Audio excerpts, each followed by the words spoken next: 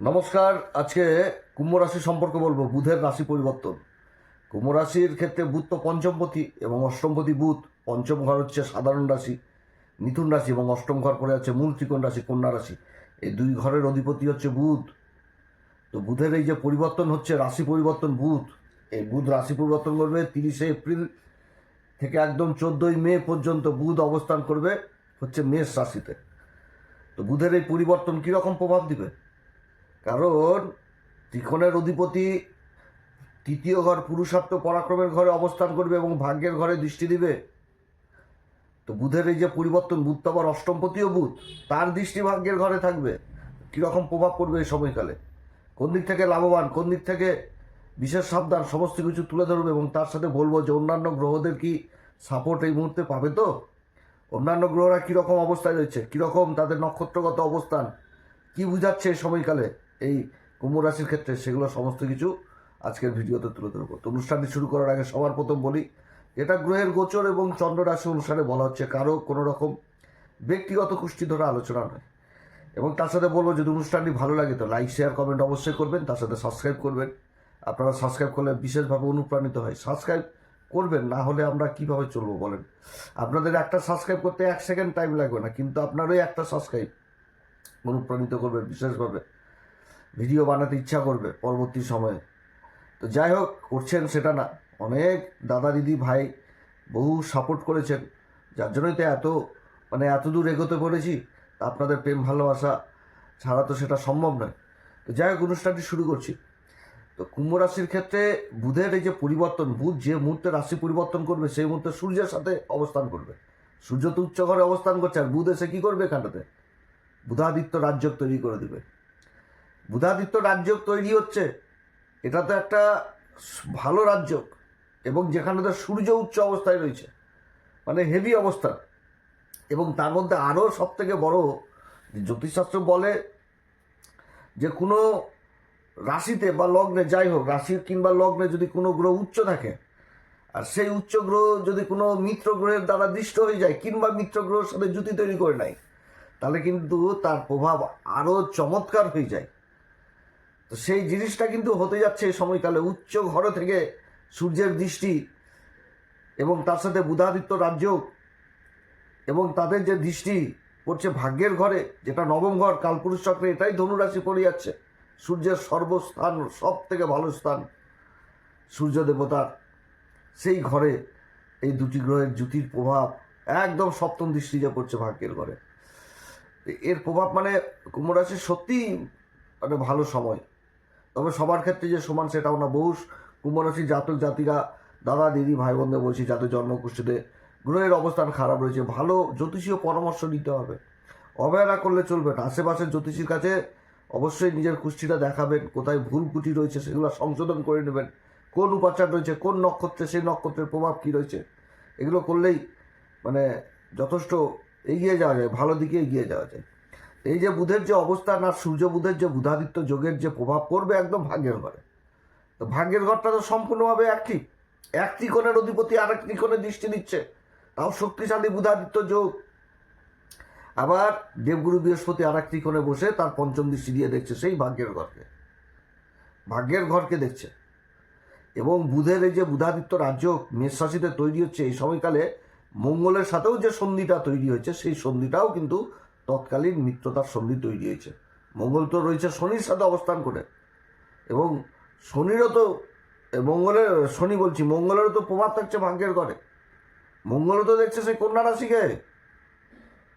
রাশিকে তো মঙ্গলও দেখছে, এবং তার অষ্টম দৃষ্টি সেই ভাগ্যের ঘরে থাকছে। দেবগুরু বৃহস্পতির দৃষ্টি থাকছে। গুরু ধন সম্পত্তির ঘরের অধিপতি এবং লাভের ঘরের অধিপতি ত্রিকোণে অবস্থান করছে, তার দৃষ্টি ভাগ্যের ঘরে পড়ছে। কতগুলো প্রভাব এই সময়কালে। এবং তার সাথে থাকছে আবার শুক্রদেবের মালব্য নামক পঞ্চম মহাপুরুষ রাজযোগ, তার দৃষ্টি থাকছে আবার কর্মের ঘরে তার দৃষ্টি থাকছে। তো অবস্থান তো যথেষ্ট ভালো এই কুম্ভ রাশির ক্ষেত্রে, মানে চারিদিক থেকে অবস্থান ভালো। হ্যাঁ, রাশির পর রাহু অবস্থান করছে নিজের নক্ষত্র শতবিশাতে। তো শতবিশার উপরেও তো দেবগুরু বৃহস্পতির আশীর্বাদ, দেবগুরু বৃহস্পতির কৃপা লাভ। অর্থাৎ এই সময়কালে যে গ্রহেদের মানচিত্র এবং নক্ষত্রগত অবস্থান, তাতে চারিদিক থেকে একটা সুসময়ের মধ্যে যাচ্ছে এই কুম্ভ রাশি। সুসময়ের মধ্যে, ভালো সময়ে। ভালো সময়ের মধ্যে যাচ্ছে, যেটা কল্পনা নয় সেরকম একটা ভালো সময়, যে জায়গাটাতে শুধু ভালো ভালোই কিন্তু লক্ষ্য করা যাচ্ছে।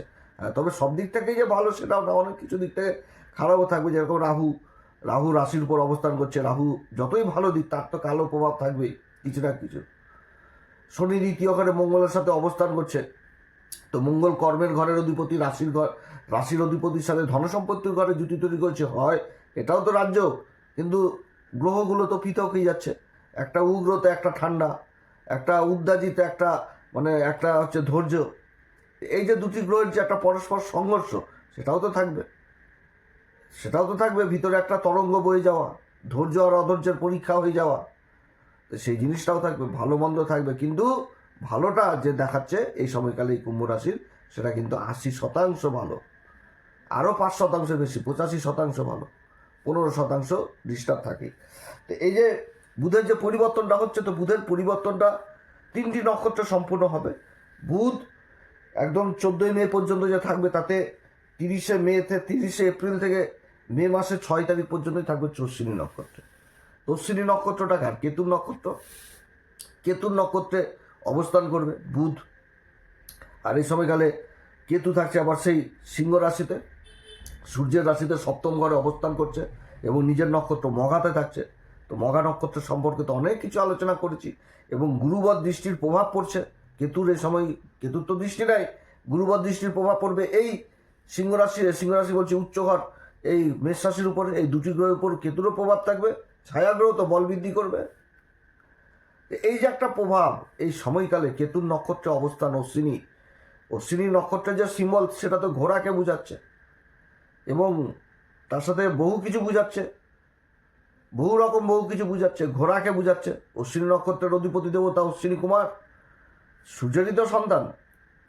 এই সময়কালে বহু উন্নতির যোগ রয়েছে, কর্মের পরিবর্তন, যে পরিবর্তনে আর্থিক ইনকামকে বোঝাচ্ছে, ভাগ্যের সঙ্গ, যে বহুদিন ধরে কোনো ট্রান্সফার হচ্ছিল না মনের মতন জায়গায়, সেই সমস্ত জায়গায় সরকারি বেসরকারি কর্মচারী ট্রান্সফার হয়ে গেল, এবং তাতে বেতন বৃদ্ধি, এবং তার সাথে বোঝাচ্ছে বহু রকম কার্যকলাপ, গতিবিধি, সামাজিক পরিচিতি, এগুলো জিনিস কিন্তু উঠে আসছে। তার সাথে উঠে আসছে গভীর শিক্ষাও, যেখানে কোনো রিসার্চ জাতীয় বিদ্যা, গবেষণার ক্ষেত্র, এগুলো দিক থেকে উন্নতি।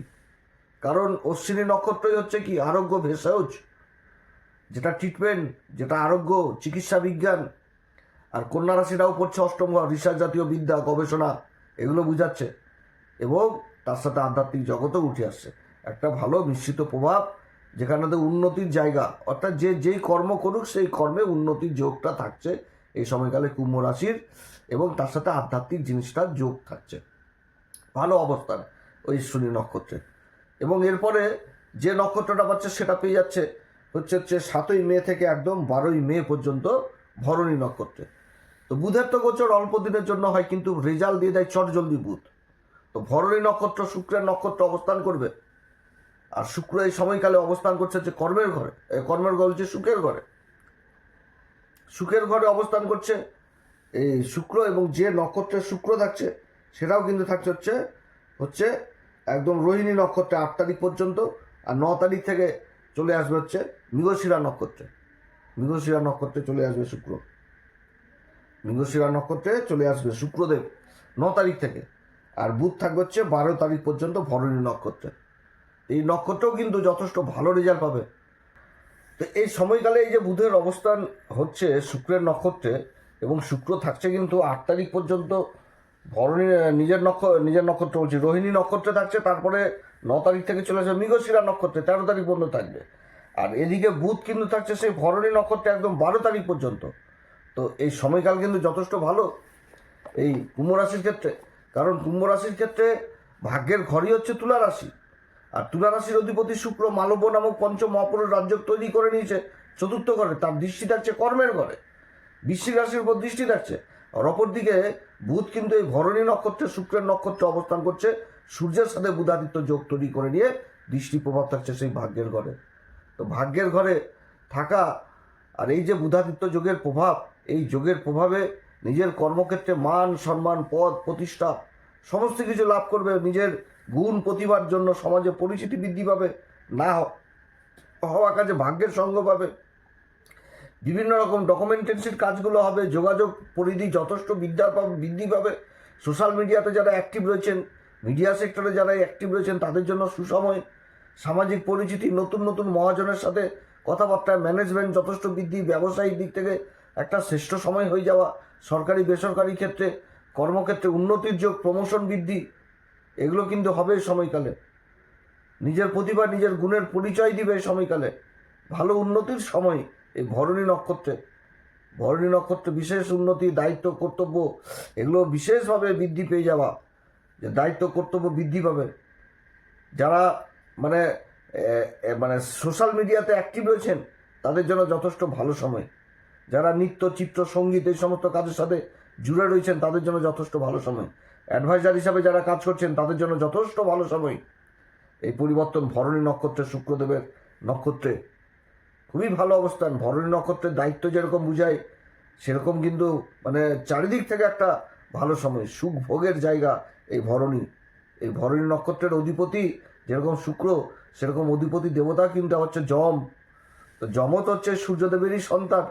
আর এই তৃতীয় ঘরেই বুধাদিত্য যোগ, তার প্রভাব ভাগ্যের ঘরে দৃষ্টি। স্বয়ং এই বুধাদিত্য যোগের প্রভাবে মানে অনেক ভালো জিনিস অপেক্ষা করছে এই কুম্ভ রাশির ক্ষেত্রে। কুম্ভ রাশির ক্ষেত্রে বুধের তো পরিবর্তন অল্প দিনের জন্য হয়, কিন্তু রেজাল্ট পাওয়া যায় চটজলদি রেজাল্ট দিয়ে দেবে। তো সেরকম কিন্তু যার জন্য বুধের পরিবর্তনে এই যে বুধাদিত্য যোগের প্রভাব এবং অন্যান্য গ্রহদের যে এই মুহূর্তে সাপোর্ট, যে মুহূর্তে বুধ এই ভরণী নক্ষত্রে অবস্থান করবে, তাদের যে নক্ষত্রগত অবস্থান সেটাও কিন্তু খুব ভালো অবস্থান হতে যাচ্ছে। এবং সেটা যদি এই লগ্ন কিংবা রাশির চার্টেও বলি, আর তার সাথে যদি নবাংশও বলি, হেভি হয়ে যাচ্ছে। কারণ মানে বিভৎস। এখানে নবাংশের যদি কথা বলি, দুটো গ্রহেরই কথা বলবো, সেটা হচ্ছে দেবগুরু বৃহস্পতি এবং শনিদেব। হেভি অবস্থান হয়ে যাচ্ছে 14 মে পর্যন্ত। কারণ দেবগুরু বৃহস্পতিও তো নবাংশ পরিবর্তন হয়ে গেছে, অবস্থান করছে যে বিষ নবাংশ। তো বিষ নবাংশটা কি করছে, এই কুম্ভ রাশির ক্ষেত্রে চতুর্থ ঘর পড়ে গেল। আর শনি অবস্থান করছে বৃশ্চিক নবাংশে। তো কর্মের ঘরে শনির অবস্থান হয়ে গেল আবার নবাংশে। কত সুন্দর অবস্থান গ্রহদের। তাহলে এখানে শনির উপর কিন্তু শনির সাথে দেবগুরু বৃহস্পতি সমসপ্তম যোগ তৈরি হয়ে গেল। শনি কর্মের ঘরে আর দেবগুরু বৃহস্পতি একদম সুখের ঘরে অবস্থান করছে, তার দৃষ্টি শনির উপরে থাকছে। এমনিতে লগ্ন কিংবা রাশি চাটে তো বুঝাচ্ছেই যে একটা মানে কেন্দ্রের সম্পর্ক হয়ে উঠেছে এবং দেবগুরু বৃহস্পতি রাশির উপর দৃষ্টি থাকছে। সেই জিনিস কিন্তু বুঝাচ্ছে এই সময়কালে এত সুন্দর গ্রহদের অবস্থান কুম্ভ রাশি। যে কুম্ভ রাশির মানে কিছু পদক্ষেপ এমন হয়ে গেছিল এক সময়, যে এক একটা পদক্ষেপ হয়ে গেছিল চ্যালেঞ্জের পদক্ষেপ। সেই চ্যালেঞ্জের দিক এখন মোড় সম্পূর্ণভাবে ঘুরে যাচ্ছে কুম্ভ রাশি। মোড় ঘুরে যাচ্ছে, যেটা কল্পনার বাইরে, যেটা এই জিনিসগুলো কিন্তু 7.5 সময় ওই মকর রাশি ছিল না। মকর রাশিকে তো মানে শনি বাবা যা দেওয়ার দিয়েছে, কিন্তু কুম্ভ রাশির ক্ষেত্রে কিন্তু অন্যরকম রেজাল্ট আসছে। বিভিন্ন দিক থেকে সুন্দর যোগ, এই যোগগুলো কিন্তু মকরের মধ্যে দেখতে পাইনি, কিন্তু কুম্ভ রাশির মধ্যে দেখাচ্ছে। যার জন্য মকরকে একদম মানে তুলাধরা করে দিয়েছিল এমন অবস্থা, মানে করাতের মতন, যেতেও কাটছে আসতেও কাটছে, মানে এরকম অবস্থা। কিন্তু কুম্ভর দিকে যথেষ্ট ভালো অবস্থা। তো যাই হোক, এরপরে যে নক্ষত্রটা পাচ্ছে সেটা হয়ে যাচ্ছে কৃত্তিকা নক্ষত্র একদিনের জন্য। 14 তারিখে আবার বুধ রাশি পরিবর্তন করবে, বুধ এবং সূর্য একসাথে পরিবর্তন করবে। আর এর মাঝখানে আবার মঙ্গল রাশি পরিবর্তন করে নেবে 11 তারিখে। মঙ্গলও ঢুকে যাবে, তখন সূর্য মঙ্গল বুধের জুতি তৈরি হয়ে যাবে। তখন আবার মঙ্গলেরও দৃষ্টি থাকবে কর্মের ঘরে, যে 11 তারিখ থেকে অবস্থান ভালো কুম্ভ রাশির ক্ষেত্রে, কর্মে যথেষ্ট উন্নতির যোগ থেকে যাচ্ছে সেই সময়। তো সেই সময় মঙ্গলের পরিবর্তন নিয়ে অন্যরকম আলোচনা হবে। আজকে বুধেরকে নিয়ে বলছি। তো অবস্থান কিন্তু যথেষ্ট ভালো, একটা ভালো অবস্থান কর্মের দিক থেকে, সন্তানের উন্নতির দিক থেকে, সব দিক থেকে। মানে যেই কর্মই করুক সেই কর্মে আর্থিক দিক বলবান হবে, মান সম্মান প্রাপ্তি হবে। যেই কর্মই করুক সম্মান মানে সেই জায়গাটা কিন্তু অন্যরকম একটা নতুন পরিচিতি বৃদ্ধি পাবে, আকর্ষণের কেন্দ্রবিন্দু হবে। নিজের প্রতিভা গুণ এগুলো সমাজের মধ্যে ছড়িয়ে পড়বে এবং না হওয়া কাজে ভাগ্যের সঙ্গ পাবে। তো গ্রহের তো সব কিছু ভালোভাবে বললাম, এবার তো নেগেটিভ কিছুও রয়েছে। যেমন নেগেটিভ এই দিকগুলো এই সময়কালে করা উচিত না। সেটা হচ্ছে কি, যে কোনো ডকুমেন্টেন্সিতে সই সাবুত করা উচিত না যতক্ষণ পর্যন্ত পড়ে মানে বুঝে না নিব। এটা গেল। এবার দ্বিতীয় নম্বর, এই যে ভরণী নক্ষত্রে বুধ থাকবে, কিন্তু যে মুহূর্তে বুধ থাকবে সেই মুহূর্তে কিন্তু শুক্র রোহিণীতে থাকছে, প্লাস মৃগশিরাতে থাকছে। চতুর্থ ঘরে, সুখের ঘরে মৃগশিরাতে থাকবে এবং কর্মের ঘরে দৃষ্টি থাকবে 12 তারিখ পর্যন্ত। সেই 12 তারিখের মধ্যে হচ্ছে 9 তারিখ থেকে একদম 13 তারিখ, 4 দিন। এই 4টা দিন বিশেষভাবে সাবধান, মানে কাউকে গভীর বিশ্বাস করা যাবে না। যে কারোর উপর বিশ্বাস করলে কিন্তু হাত তুলে স্যারেন্ডার করে দেবে বা ধোকাধারী হওয়ার সম্ভাবনা থাকবে। অতএব নিজের কর্মকে বিশেষভাবে প্রাধান্য দিতে হবে এবং নিজেকেই বিশ্বাস করতে হবে। কাগজপত্র ছাড়া কোনো কাজ নয়, দায়িত্ব কারো নেওয়া যাবে না। আর কৃত্তিকা নক্ষত্রে নিজের মুখের বাণীকে যথেষ্ট খেয়াল রাখতে হবে, না তো এমন কথা বলবো যে যেটা সত্যি কথা, ভালো কথা, কিন্তু শুনতে লাগবে এমন মেজাজি যে সেটা দেহে না লেগে হাড়ে লাগবে। অতএব নিজের কথার দরুন যেন কোনো কাজ নষ্ট না হয়ে যায়। এই সময়কালে কোন উপাচার করবেন? প্রতিদিন হনুমান চল্লিশা, বজরংবাণ, শ্রীরাম সীতার প্রণাম মন্ত্র সহকারে পাঠ করবেন এবং সূর্যদেবকে অর্ঘ্য দিবেন, তাহলেই যথেষ্ট। তো যাই হোক, আপনারা সবাই ভালো থাকেন। যদি অনুষ্ঠান ভালো লাগে তাহলে লাইক, শেয়ার, কমেন্ট অবশ্যই করবেন, তার সাথে সাবস্ক্রাইব করবেন। নমস্কার, ধন্যবাদ।